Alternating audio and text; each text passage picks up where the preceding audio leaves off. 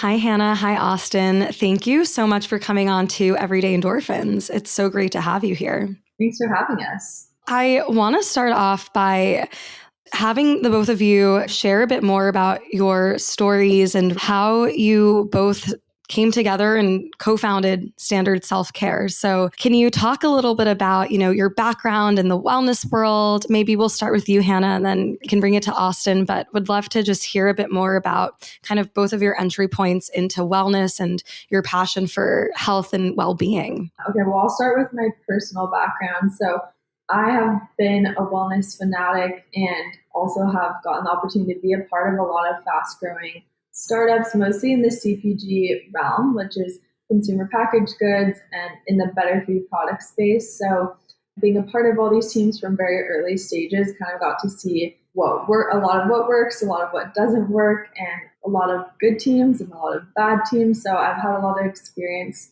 just with a broad range of startups that have just begun and some that are much larger. I got to consult with Nike also for a few years. So after having all of that kind of under my belt, and also I still consult on other brands as well, just because I'm also very passionate about the better for you product space. A few years ago, we started Standard Self-Care, and kind of all of us have that same foundation. So I'll let Austin kind of get more into the weeds of his background, but I think that that's something that's the common ground with all of us, is that we also have a third co-founder who is also personally very passionate about the better food product space. He had invested in a lot of better food products, had his hands involved in different things, but wanted to start his own and be a part of his own brand. And same for both of us. We had been a part of a lot of these amazing wellness brands, better food products that were making a really big difference in the market. And we both wanted to be able to start ours from the ground up. I think for us with Standard, it's called Standard Self-Care because we wanted it to be a higher standard for all of your self-care rituals. And like I said, having seen a lot of these other products and how they launched and kind of what we wanted to take from them that was good, and then also what we wanted to put our spin on, is that we really wanted to create a brand at a higher standard. So that meant for the performance that the products had, but also for the ingredients and formulas that we created as well. So that was kind of the basic foundation for us starting the skincare line. But also, if you want to jump in your personal background. 100%. I started in the better for you product space pretty similarly. Right out of college, it was actually in my senior year of college, it was actually me taking part in a large juice startup. It's called Suda Juice. You may have heard of it. Kind of now it's in every single store there is, I feel like. But got my feet kind of wet in the CPG space, the healthy space that way. And it really showed you what health products were differentiating themselves for, right? You measure a healthy juice versus Odwalla and things like that. They teach you that on the marketing side of things, really how to push the brand in a way that's different, right? And how much healthier is it, right? So that's kind of how I got my feet wet in it. During that time, Hannah and I were actually in school together, and she was working for another startup that was very similar. And that's how we kind of, bonded, came together, and we're like, oh, we're doing the same thing with pretty much the same people too, because the healthy CPG space is pretty small. You normally go to the same events, you'll see the same people pretty consistently. And on top of that, we went to the same school. So I really got very ingrained in that. I did all the events. I met a ton of people. It was amazing because you kind of see like-minded people consistently in the same space that are all concerned about their health. Right now it's big, but back then I feel like it was just kind of ramping up heavily. So it was Whole Foods was getting extremely, extremely popular. Now, obviously, it's a household name. But in general, I've been involved in entrepreneurship since then. I studied that in college, and have came out with the idea that I was going to be creating businesses already, and I needed a mentor or at least a company to start that would teach me a lot. One thing that we learned in there that was interesting, I would say, while working for some of these healthier brands, healthier products, was not everything is as it seems. People can call themselves natural. There's not exactly a approved definition for natural. And right from the jump, I've always wanted to solve that problem. Right? I've always wanted to be the transparent type when it comes to health. Say, hey, this product is great. It's not the most healthy thing you can have for you, but it's a better option than going out and drinking 5 Coca-Colas a day, right? Or going out and drinking 5 Monster Energies a day. There's a clean energy perspective to this, right? So there's always pros and cons of each product. I want to make that very clear. But our goal was actually to make one with pretty much all pros, right? And that's where we ended up starting Standard. Me and our third co-founder, we were very good friends at the time, still are, and we pretty much started with a list of things that we didn't want in those products, right? We knew we wanted like the healthiest line you could possibly come up with at scale. Obviously, there's a scalable component to any business, right? And that's when we invited Hannah in. We kind of were like, okay, we need a provocateur of what is good and what is bad, right? And that's what Hannah is amazing at, including a majority of her amazing branding skills too. So we knew that's what we were kind of missing. He was on the financial side. I'm more on like the digital and e-com side of things and technology side of things. We needed the final link, as most people call it, someone that could bring the heat when it came to branding and came to just knowledge of the overall space. So I think I just texted you and I was like, hey, does this sound interesting to you? We're looking at this. We don't even know where we really want to start. We just know what we don't want, right? We need transparency. We want to have a great, healthy brand, and we want to provide all the products that people want and be transparent in the way that we market them. From there, we did a lot of research, realized that a lot of people had trouble forming kind of like a synopsis around what is a healthy, clean skincare product. And we also found out that obviously skin is your largest organ of your body. So we were very intrigued with that. Hannah obviously has an intense skincare routine, whereas us guys didn't at the time. I'll put it that way. So it was very interesting just to learn about the idea of creating a healthy skincare brand. And we went from research to there, came up with our list of no's, right? And then really worked with our formulators and our chemists to kind of come up with the healthiest and science-backed and performance-driven skincare line that we call Standard Self-Care today.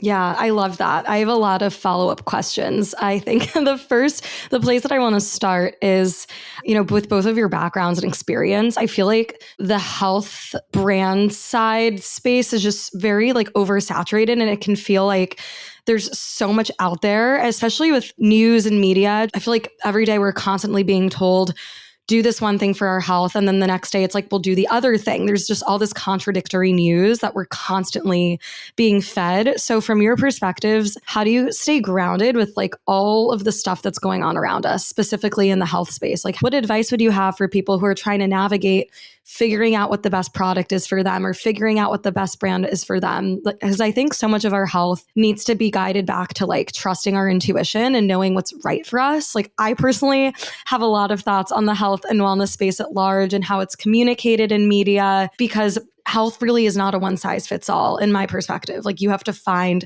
what works for you. And so with your wide variety of experiences, what advice would both of you have for people trying to kind of tap back into their intuition and figure out what exactly is the right regimen for me? What's the right routine? What are the things that I should be incorporating into my day-to-day that is in alignment with my health and wellness goals? I would say you kind of hit on it, but I do think figuring out and being way more intuitive with your body is so essential.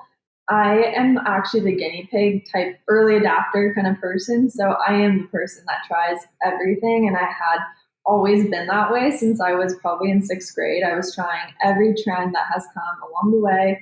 I don't know how many years it's been since that, but I think what I learned the most, I actually had a bit of an autoimmune journey that I went on. And I think I had so many different doctors and specialists that told me, do this, do that, be vegan, do this. And I knew intuitively, oh, when I did that, I had no energy. And I just kind of over time realized that I had to figure out what worked for my body.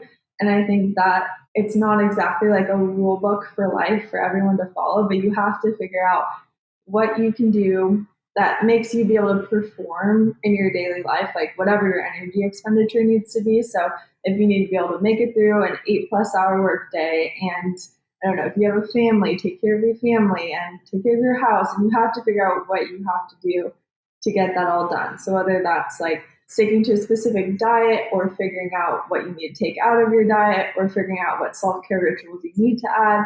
And then on a product note, I think we kind of founded Standard in our product line on the notion of trying to simplify your routine. So we launched with 3 products. It's not a complete skincare set. You still probably need a regular cleanser, but at the same time, it's a very simplified routine. We wanted to make sure you didn't have to use 10+ products, although sometimes I do. But when I'm traveling or when I want a very quick routine, it's your most simple steps that you can do and keep your skin and your hormone health really in check, because also our products, like Austin was saying earlier, we wanted to make sure that they were very clean. And that's not just for the sake of being able to call it a clean product. We really wanted it to be able to empower the rest of your life. And a lot of the products that we use today, especially girls, use so many products. And you might not realize, but a lot of your products can actually be affecting your hormones, which is super essential for how you're able to carry on with the rest of your life. If you're really low energy or you're dealing with crazy hormonal swings, a lot of that can be contributed to the products that you apply topically. Yeah, that's such a good point. I feel like everything impacts our hormones at the end of the day. And even the things we don't feel like we're not super cognizant of, like really there is that connection. And I want to go back to something you said earlier, Austin. You made a comment how Hannah at the time like had this very elaborate skincare routine and like maybe you or like some other guys like didn't. Do you feel like there's a gender disparity in the skincare world also? When we think of self-care, I feel like it's very much this like feminine idea of like taking care of ourselves, like luxuriating, but like really it's not. And I want to hear your perspective on this too, kind of what that looks like or any thoughts on, you know, making this concept of skincare more accessible, but like also not tied to like needing to look a certain way either. Yeah, everyone needs self-care, right? So whether you're a man, woman, or anything in between, like you need that feel good feeling. And that's also why we started with skin too. It affects your confidence in a way that just eating might not, right? It affects how people look at you, how you feel about yourself, et cetera. We really wanted to help people on the confidence train because I think that is like the start to it, right? It's kind of like working out. If you hit one workout, which I'm a big fan of, I have to work out pretty much every single day. It helps you so much get to that next step and next day and maybe some motivation and self-confidence that you feel so good that you want to do it again the next day, right? So that's why we love routines, right? Is because everyone needs a routine for that confidence. And we really felt like there was, I would say, in general, disparity, right? Most people and most guys will use a bar of soap as their skincare routine versus like there's so many products out there for women. I would say that that's getting better for sure. And that's one of the reasons we want to be like a big contributor of this is like everyone deserves self-care, right? I think in general, men are maybe left out of the equation sometimes because we don't even put ourselves in the equation sometimes, right? I think it's huge.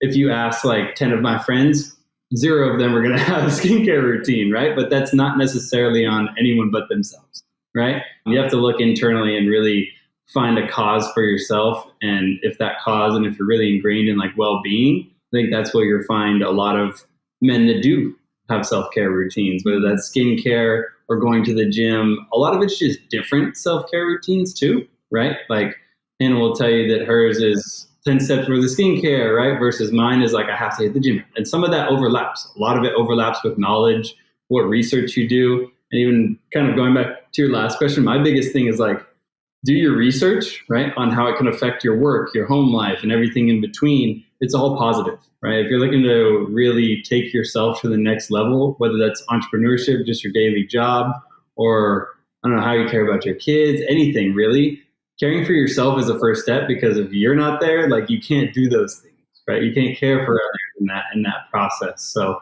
taking care of yourself is huge in every single day life. I think one thing that's interesting to me that you brought up is like holistically, you have to look at holistic health, right? It's never good to get so ingrained in like, oh, I can't do this, or I have to do this, or I have to do this. I think that's not good for your mental health, right? To some extent. So you have to really look at health holistically and say, hey, how can I like do proper research, but also not listen to like one person or one label specifically, like right within the marketing realm? Because sometimes those people are not the person you should be listening to, or there's differentiating opinions. You have to do what's best for yourself. Also, when we started the branding on our product line, we kind of put that into the foundation of we wanted both men and women to feel super confident if they grabbed one of the bottles or the jar and feel comfortable using it, honestly, because I think Austin could probably speak to this too more than me. But if it looks too feminine, you know, you're instantly kind of going to be deterred or think it's not for you. Like that is something that I remember hearing a lot earlier. Even with my brother, if he saw a bottle, I'd listen to him and be like, oh, that's for girls. You know, it'd instantly be in that bucket. And so our product line was really actually designed from the beginning to be something that men could actually buy, feel comfortable having as men's skincare, or also if it's at, their partner's house, they could feel comfortable using it, and it's a very neutral product. Yeah, I love that. I mean, something I was also kind of just thinking about is just obviously a skincare line is very different from a podcast, but maybe like the approach is kind of similar. When I first started the show, I was thinking about who do I want to interview? What do I want the angle of the conversations to be? And when we think about wellness, maybe it's this like fluffy concept, like health and wellness and well-being. But really, I wanted to make sure the interviews that I was doing, the types of people that I was going to bring on, like was very diverse and well-rounded, because wellness doesn't just exist in this like little black box only meant for like one type of person or like one gender. Like it's really expansive, and health and wellness and well-being permeates into all aspects of our lives.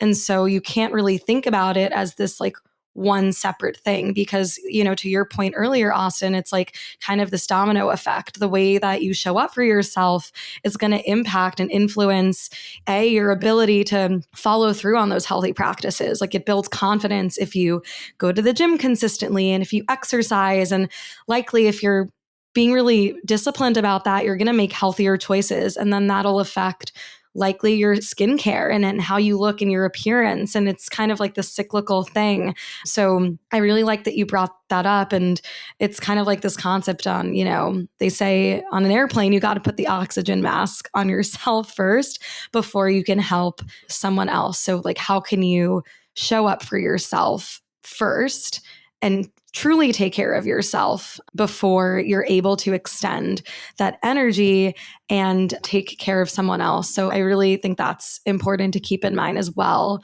But going back more to really like the product line, something that I saw a lot on your website and on social media is like this concept of, correct me if I'm pronouncing this incorrectly, cosmeceuticals. Was that the correct pronunciation? Yeah. Can you tell me more what cosmeceuticals are? How can they impact your skin? Like maybe we can talk a little bit more about like the science behind the product and really like the makeup of standard self-care. I'd say we like to start with the why here, because the why is huge on like why we're a cosmeceutical, right? And then we'll kind of go into the what. You want to take the what? I'll take the why. Sure.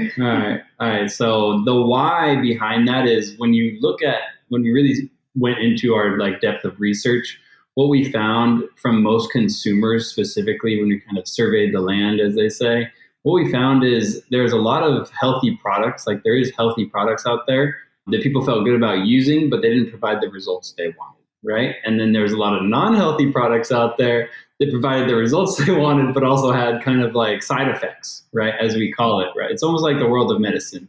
It's exactly why you'll see cosmeceuticals. It's the formation of cosmetics and pharmaceuticals in one word. And the goal there is to pretty much provide clean, results-driven beauty, right? That is the key, because you can have clean beauty and you can have results-driven beauty, but to put those together is actually a really difficult mission, as we found out the hard way. But I'll let Hannah jump in and talk about what exactly cosmeceuticals means and why it's so important to us. Yeah, so kind of to his point, so it's cosmetics that are pharmaceutical grade. So when applied, they actually have a clinical effect. So all of our products have been tested and have results that have been proven over clinical trials. So, you still get the anti-aging benefits that you're looking for, especially with skincare. And especially we have a moisturizer in our eye cream that work deep within skin layers because they have the cosmeceuticals, but then they have ingredients that you can feel super confident in. And to Austin's point, like if you're using a really clean product, we've all done this, where you use like a clean deodorant or a clean toothpaste, and if it doesn't work, you go back to your tried and true. So our whole thesis was, let's make products and let's not launch them until they're perfect.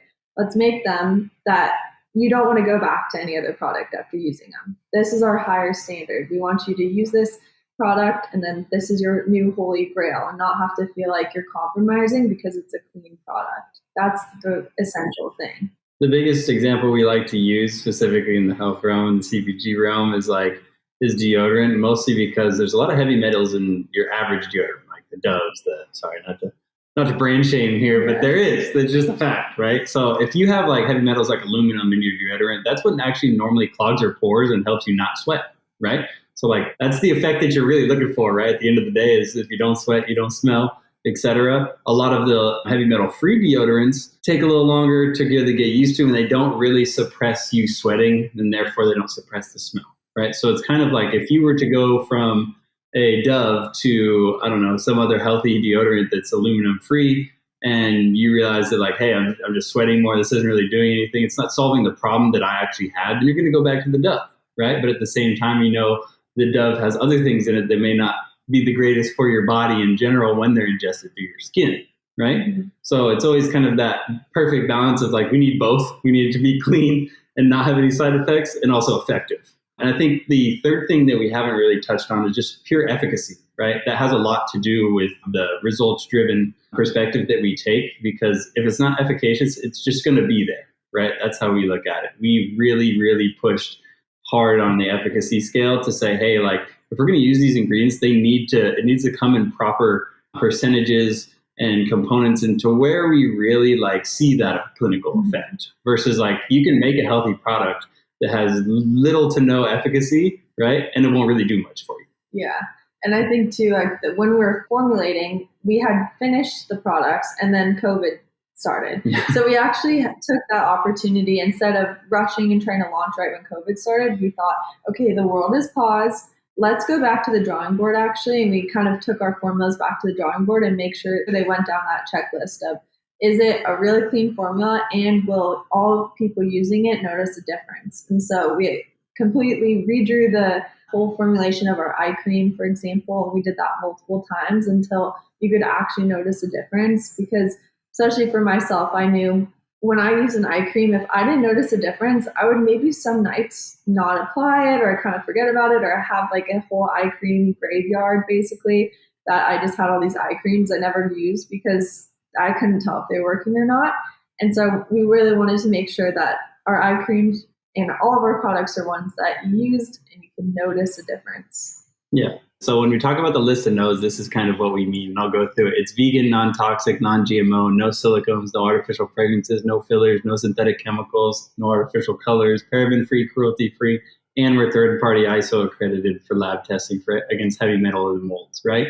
You'll see a lot of those in pairs and maybe like threes, right? But as far as we know, we haven't found anything that's that dynamic and that intense when it comes to what we haven't put in our products. So it really took us that 2 to 3 years of like finding everything that we could use versus what we couldn't use, and launching something that we're actually truly proud of. And that's what played into our marketing too, right? We like to be as transparent as possible. You can't be as transparent as possible if you are kind of hiding certain ingredients. We'll put it that way.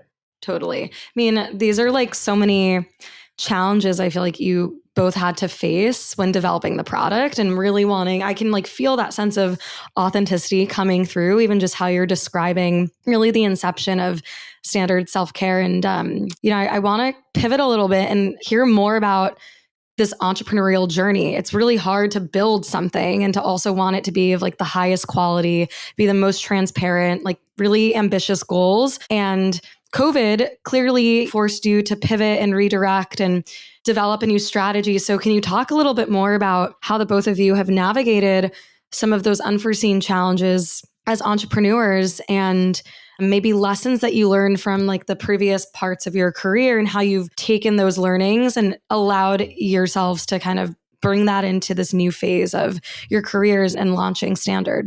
For me, what was essential, I think, is that I wasn't a part of all successes. And I also think Austin can talk to this too, but not every company I was a part of was a success, but I was a part of some very fast growing companies from a really early age. The first startup I jumped in at 18 and was a part of it for its booming years, and it grew exponentially quicker than all of us could have ever thought. And it was really amazing products and was in basically every retailer in the country, big grocery retailer, in like 2014 through 2017 about. And you were in college during that point. So you were working for a startup while in school. Mm-hmm. That's a lot. Yeah.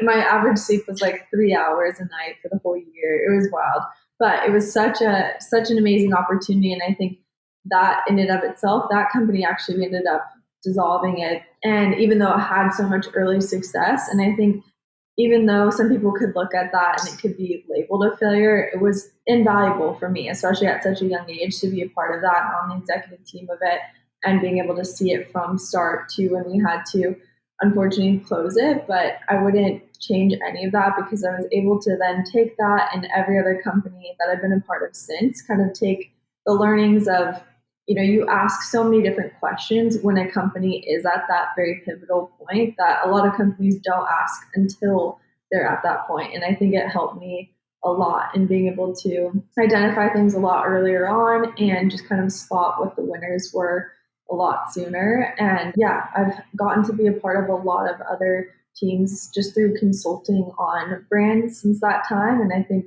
that has also been amazing. I've been a part of large teams. I've been a part of international teams. And I think all of that kind of knowledge of different ways to lead teams, different ways to build teams, and what first hires that people made has definitely helped in this experience a lot. Mine's very similar, honestly. We actually kind of like worked at companies that were like kind of the brainchilds of one another. Yeah. And that Suja company, there was a juice company. I was working for them probably, I think, my last year of college. They grew so fast. Within 2 years, they ended up selling Coca-Cola within that time frame, right? So it was like really intense. We were going to like 3 events a day while also having a packed schedule. But what I realized very quickly is like I didn't really like school that much. I like working a lot better, and I like creating things a lot better. And it was much more fun, right? You make relationships too in that time that like exactly like that's how we met, right? So it's just a different category of happiness, I guess, when you're working at the actual startup versus at school. I'll put it that way. But yeah, Anna kind of took the cake with that one. It's all about failure, honestly. And I know a lot of people say that a lot of the times, but not a lot of people actually have the guts to go out and fail, to be honest. Like, yeah, you might have failed, but maybe you didn't try hard enough. I failed 5 times before I even had one success, right? But we've always tried our hardest to make it work. And there is really no true failure in business as long as you learn something and apply it to your next project, right? Again, a lot of people sometimes have trouble with that. They get really, they want to just discontinue their entrepreneurial journey because they got so down on themselves for failing once. It's like the problem with that, especially in today's world, is actually a lack of self-care represented within the like social media realm of things, right? If you look at media right now, it's all about, oh, this person did this, and you see the next greatest person, you see the next greatest person, you see the next greatest person. None of those people got there without zero failure. Like there's very few at the minimum, and they probably had something going on, and that's why their first was such a success, right? They came up with something super blue ocean strategy, which is just like brand new, crazy, no one had ever heard of it before, right? But in general, if you're creating something and there's already a market for it and already competition in there, you're going to fail. Whether that's your marketing plan, I don't know, the people that you hire, it always comes down to how fast can you learn. That's a great point. Like that resiliency, the fear of failure is what often really holds us back, whether or not you're an entrepreneur, just making bold choices in life, right? Having the confidence in your decision making, just the fear of rejection, fear of failure, whatever it is.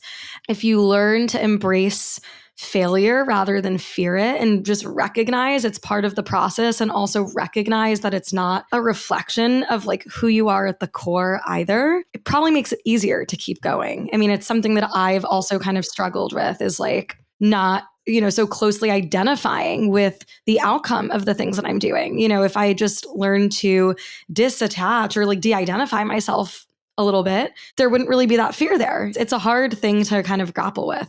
There's honestly a blessing in failing early. We got to fail early, and I think that made it so maybe our risk tolerance is just a lot higher because we've seen what it's like to fail, but it does make you bold because you realize, oh, I've already failed before and I've already kind of leveled up from there, and it's not the end of the world if something fails. So you can keep creating and keep putting things out there without having that like looming over you, like, oh, but what if I put it out there and it doesn't do well?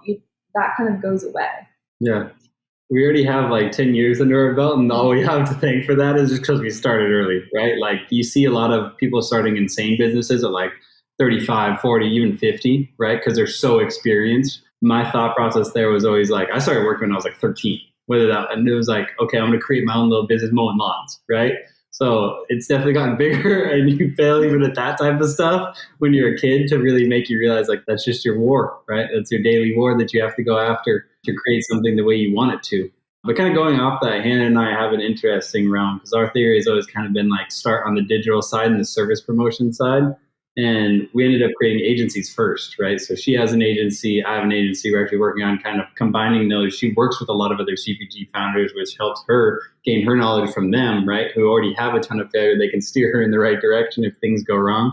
And same with mine. I've been just as blessed. I think when you have those services to offer, mine was digital marketing, hers mostly in branding and PR, things like that. When you have those, you connect with people who have kind of been along the same path, but have had different experiences, different failures, etc. And you get to talking and you're like, oh, that same thing happened to me. Like, that's interesting. We probably shouldn't do that again, right?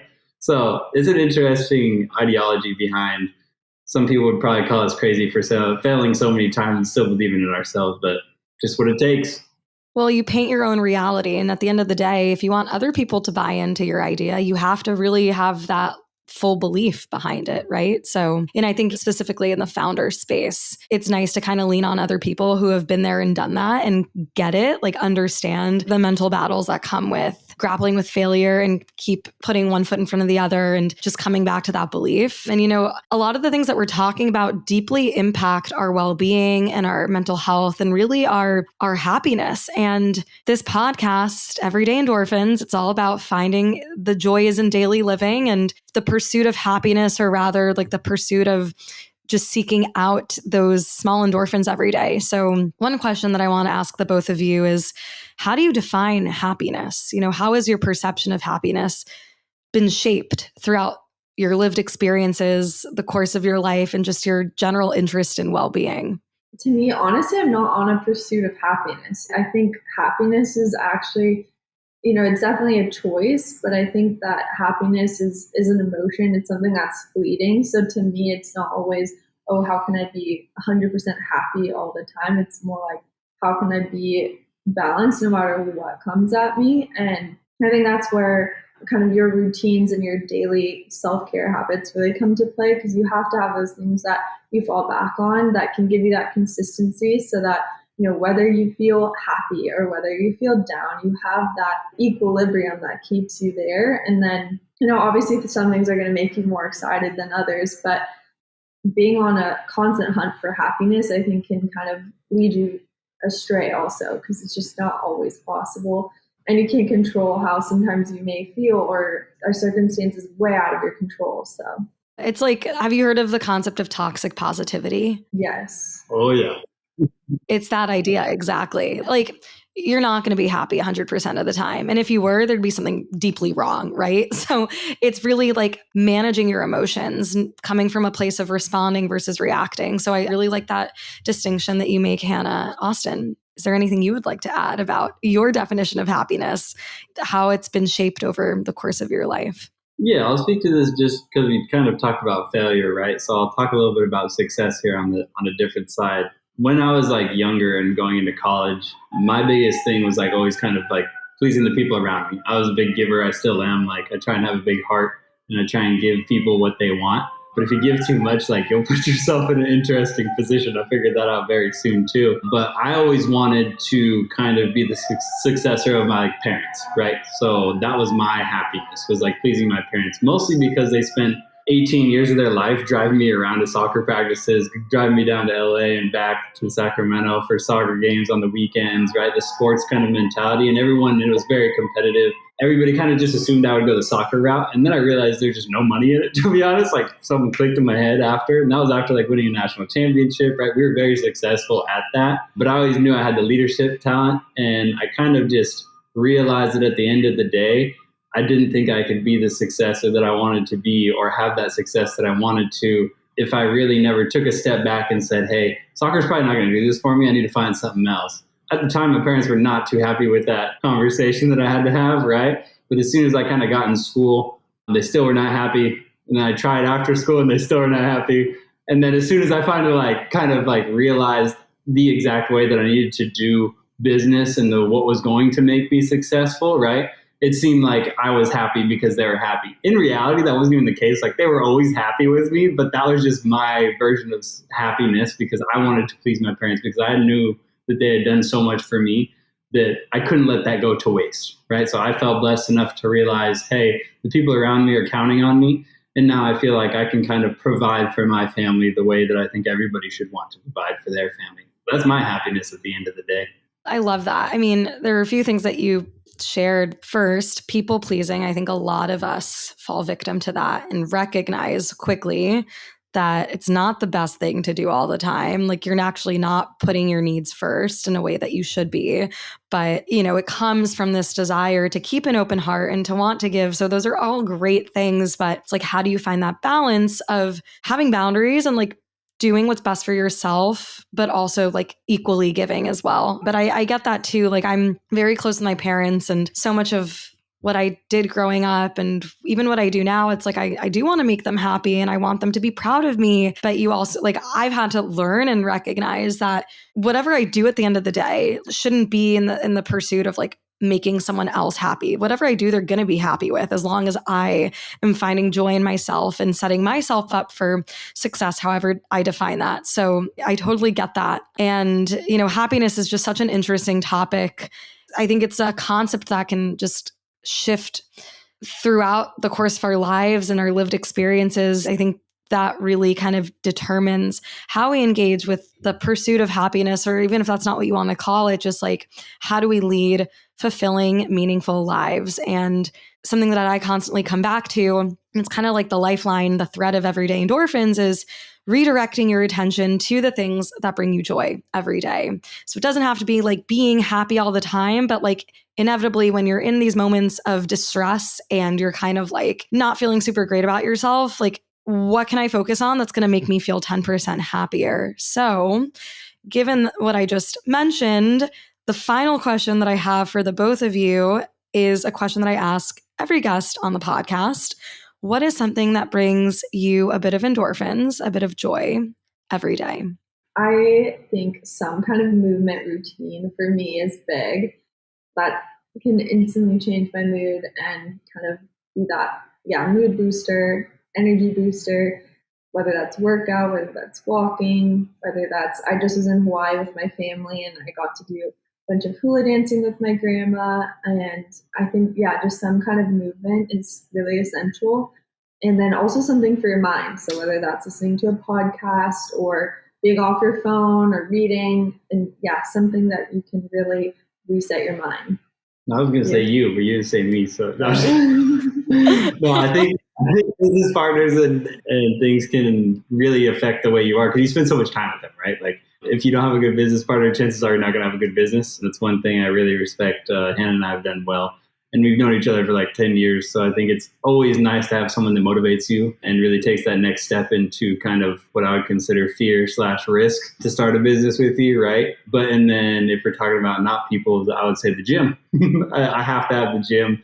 If you don't kind of relieve the stress of the day, then you're not going to be able to work to your best benefit. And I know that when I get in the zone at the gym, those endorphins are really pumping. And I tell Hannah all the time, like the gym and golf are two of the places that I just like don't think about work in. It's the only two places because like we have a lot going on, and those are the only two things that I can just kind of like, I'm so focused on what I'm doing here, and the endorphins are flowing of like trying to get better at the gym or trying to get better at golf, right? It's literally the only thing that takes my mind off of it. Yeah, movement is medicine, honestly. So the famous Elle Woods quote, exercise brings you endorphins and endorphins make you happy. So yes, the gym, working out, any type of movement, but also the quality of people around you, 100%. The strength of our relationships are one of the strongest predictors to our well-being and our satisfaction in life. So your answers are very on brand with many of the responses I hear, but also like there is science that supports this too. So loved what you had to share. Where can my listeners follow along with your journeys? Where can they connect with you? And where can they check out Standard Self-Care? Yeah, our standard handles are at Standard Self-Care everywhere. Are on all platforms, but we are very active on Instagram and TikTok. So if you're looking for any skincare tips, our TikTok is very active with all of your skincare questions. And then our website is just standardselfcare.com. And we also have a code for all of you listening. So it's going to be Endorphins 40 for 40% off your order. And we hope y'all get to try Standard. Fantastic. I will link all of this in the episode bio. So everyone who's listening, you can just go there to the notes section. You can click the links I'm going to post. Definitely use the Endorphins 40 code for 40% off. Super excited to have a little affiliate code, which is going to be great. And just so grateful that the two of you were able to come onto the podcast, and so happy that we got to have this conversation. So thank you again. Thanks for having us. This was so Thank fun. you very much. I appreciate it.